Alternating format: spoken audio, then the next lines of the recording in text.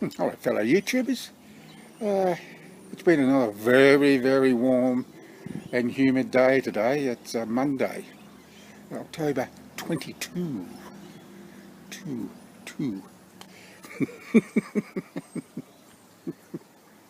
I managed to finally get the awning over the door, but it was a bit of a struggle. It was one thing after another, you know, Murphy sort of thing. If anything can go wrong, it will. And it did several times. I'll show you. Well, there's the awning in all its glory. And what happened was, because we had to have a bit of a slope on it, it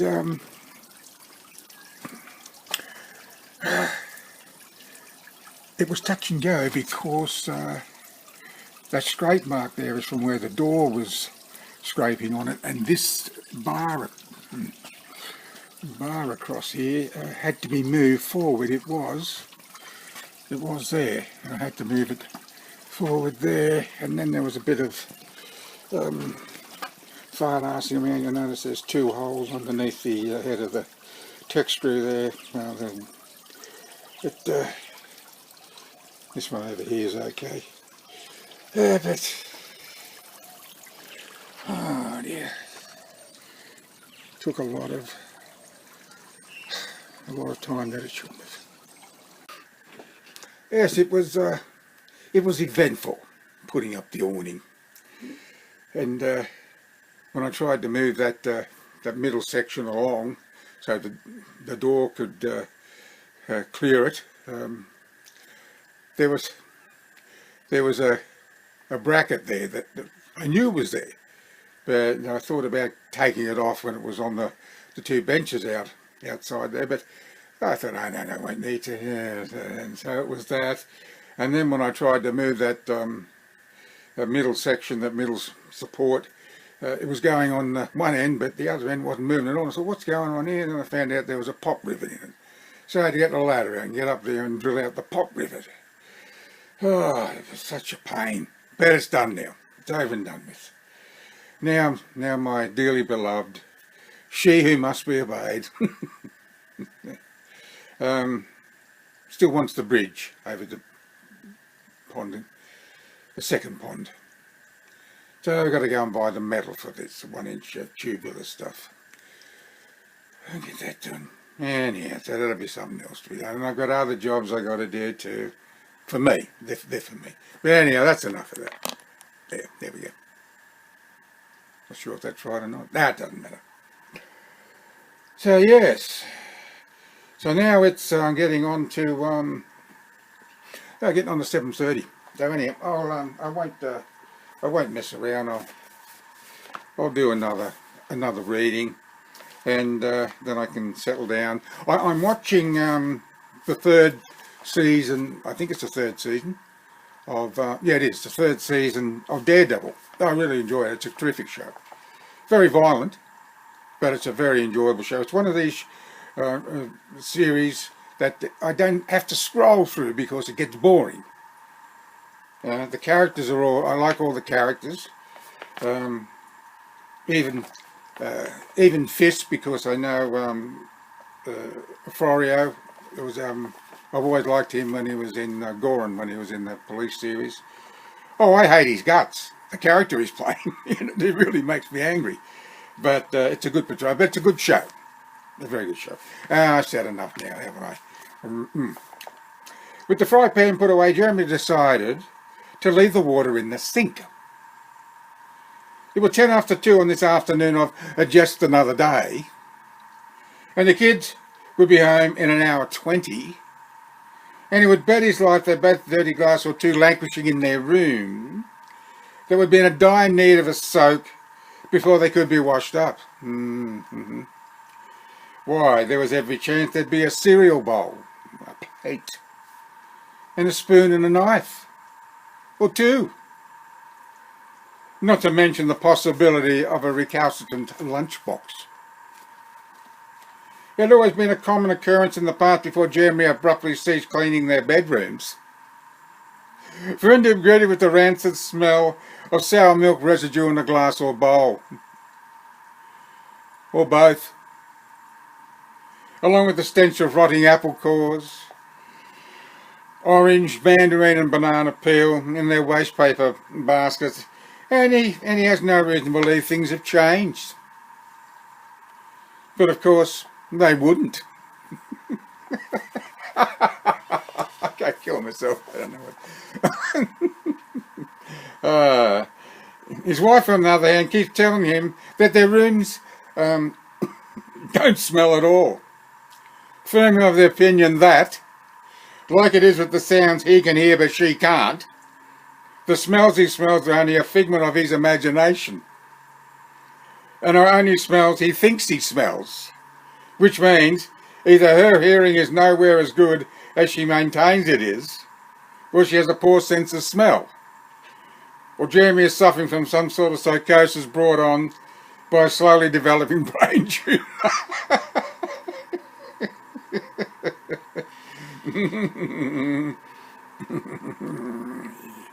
Jeremy wouldn't be surprised with the latter, but he tends to think it's the former, even though he knows she would flatly deny it. But of course, she would. With a mug of tea sitting on the lamp table that separates the lounge room chair from Doreen's, and with 2 orange sliced cream biscuits in his left hand, Jeremy seated himself and turned on the television. He knew there was a cooking show at this time every weekday afternoon at this particular channel, and sometimes I like to watch it, but not this day of just another day. After only 30 seconds of viewing, he suddenly realised he just wasn't in the mood, even though a minute ago he thought he might have been. Changing channels, he was confronted with a soap. Good God, he thought, I haven't caught a glimpse of this show in 10 years. And the woman on screen is doing exactly what she was doing then. Crying. Sound familiar? On the next channel was a repeat of a very episode of a locally made hospital drama series that was still going strong after 10 or 12 years.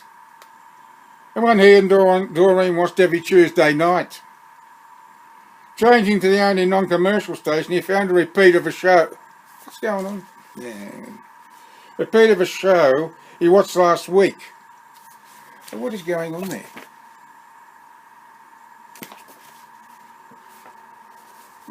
Weird. He watched last week.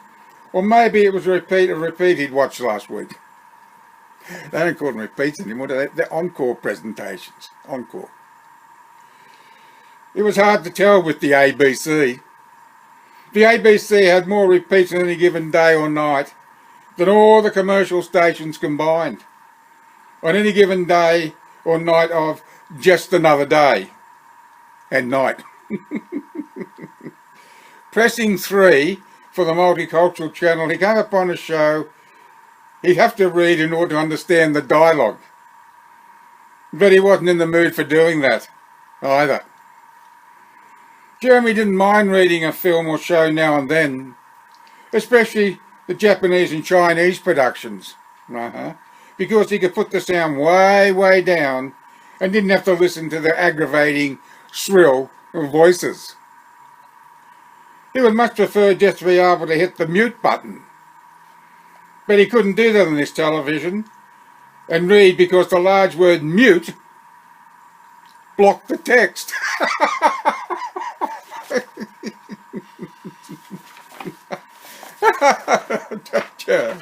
Oh, God. Jeremy often wondered, but of course, only he would, why the manufacturer of their old cathode ray tube television set didn't program the word mute to appear in the top left or right of the screen instead of smack bang in the lower middle, or why they bothered with a word at all. Surely a little M would have done the trick, or maybe an X, or some other little unobtrusive symbol. But oh no. Jeremy reckoned that maybe it's about time they bought a widescreen LCD with inbuilt high definition tuner so they can take advantage of all the new free-to-air channels that will be shortly available. He had been tempted to rush out and buy one only recently when he realised, much to his dismay, that the British Open Golf wasn't being televised this year on the usual channel as it had been for as long as he could remember, as it was the American PGA tournament a few weeks later. But of course, they wouldn't be. You can see this is going back a few years when I wrote this. Yeah. That's all too. Yeah. Not that he would have sat up late until the end of play. Those days had long since passed. But at least he would have been able to tape proceedings and watch at his leisure while fast-forwarding all the irritating commercials. But now he couldn't. And he could no longer watch many of the one-day cricket matches these days. There used to be a time not so very long ago when all cricket was televised on Mr. Packer's channel. Being the lover of the game he was. But not anymore. Now a good proportion of sports programs are available on pay TV, as did with some of the other shows Jeremy liked and used to watch on free-to-air. Goddamn greedy bunch of corporate bastards. They are too. That was the only reason he didn't buy the LCD. Uncertain if the golf was being televised on one of the two new free-to-air channels currently available, or if now was exclusive to pay TV.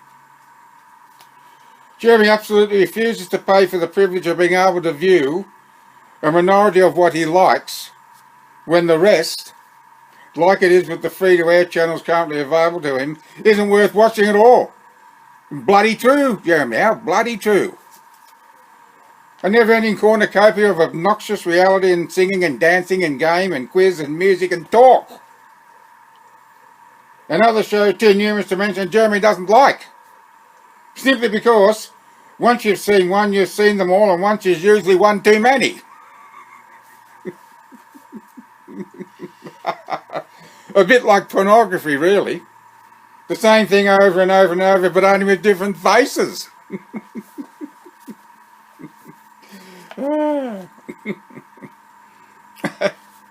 Good grief.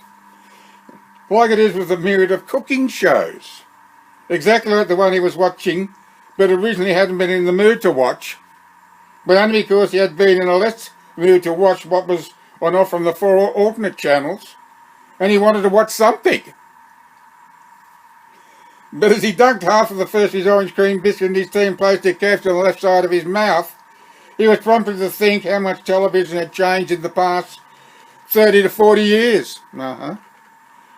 During the 60s and early 70s, the only cooking shows on television were those of Margaret Fulton and Bernard King. But now every channel has a myriad of the damn things. And without exception, or so it seems, gone are the days of cooking really basic fare, like the humble sausage. Yeah, it's so true. Look what they cook these days in these cooking shows. What's going on here? No, I got it. Yeah, it's the food is just so outrageously complicated, and it's like for 5-star restaurant or something. Anyhow. The contestants on this show do include the fancy salami-type sausage in the surprise bag of 5 ingredients, but never the good old basic thick pork or beef sausage. Now, you can't complain about a sausage. I mean, they're cheap, and you know exactly what you're going to get, so you're never disappointed. Yeah, oh, that's exactly what Jeremy says coming up. The ones that are always full of fat and gristle, and you know exactly what you are getting, and have absolutely no expectations or illusions about. The German, I think, very much alike. And because they never cost an arm and a leg, you are never disappointed. After all, what you see is what you get, and a snag is but a snag, but a snag. But when they're cooked and the skin is golden brown and the grease is running, how good they taste without any embellishments better still with a sprinkle of salt, and absolutely scrumptious with tomato or barbecue sauce. And Jeremy absolutely loves sausages. But of course, he would, because Jeremy is basically a simple man with simple taste. But not his wife. Doreen doesn't like sausages. Full stop. Her taste is for those well-marbled tiny cuts of meat that are so outrageously expensive, you almost need an overdraft to purchase, and always fill you with the greatest anticipation of a culinary taste sensation. Melt in your mouth experience beyond your wildest expectations and most vivid imaginations. But it rarely happens. What looks so damn good in its raw state generally leaves you feeling profoundly disillusioned when it shrinks and curls while cooking, and totally pissed off because now you know you've been ripped off when it's usually as tough as old boot leather. By the time Jeremy had finished the last half of the second biscuit and drained his mug, the audience was holding up their tomato and capsicum cards to vote for the team of the day. It was tomatoes again, but only by one. The host commented. Yeah, right, Jeremy thought, as if that makes the losers feel any better. Turning off the television, Jeremy sat back and closed his eyes.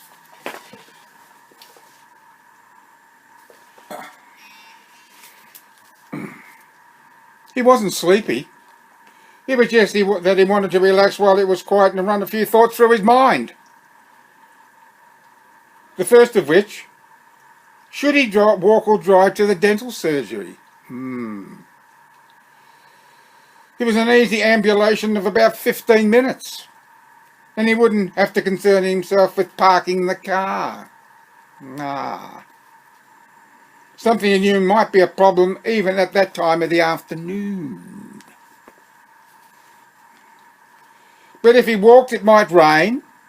No, it would rain on this afternoon of just another day. He would take an umbrella, of course. But it wasn't the walking to, oh, there it goes again. No, it's gone. But rather the return journey home. Jeremy, an anaesthetic with a local or general, weren't the friendliest of companions on occasions, making him feel a little disorientated and light-headed for an hour or two after administering, which in itself was reason enough and better for all concerned if he didn't drive. Yes. Sure, he'd only be behind the wheel for a few minutes. There it goes again. Let's go in a few minutes. But a lot could happen in that short period of time. Yeah. And with all that he's experienced on this twilight zone of just another day, anything and everything that could possibly befall him would. But of course, no, forget about driving. He'd walk. And I'm walking now too. These boots are made for walking. Nancy Sinatra. It's going back a long time. Well, anyhow, it's 7:38. I'm going to say thank you for watching and listening. And I was very glad to hear from my friend Glenn from Arizona? Utah? From Glenn, anyhow. Who say he received my package with the book I shot with the 22 short. It included the bullet, what was left of the bullet, and a cap, a t-shirt, and a bumper sticker. That's very good. He's wearing a t-shirt and he started to read the book. And with that said, until next time, bye for now.